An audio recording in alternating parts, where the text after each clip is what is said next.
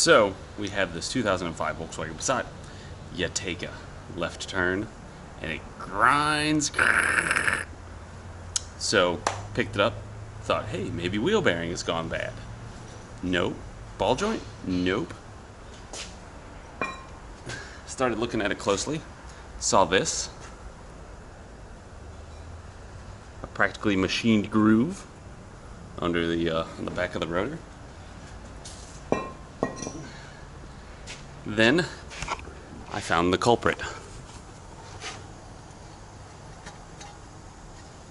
Somebody didn't tighten up the backing plate bolt.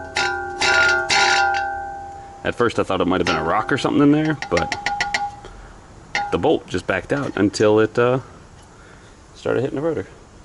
So you take a left turn, the rotor would flex in and just start chipping away at that rotor, or at that bolt. Fantastic. So we'll fix it up and send it on its way.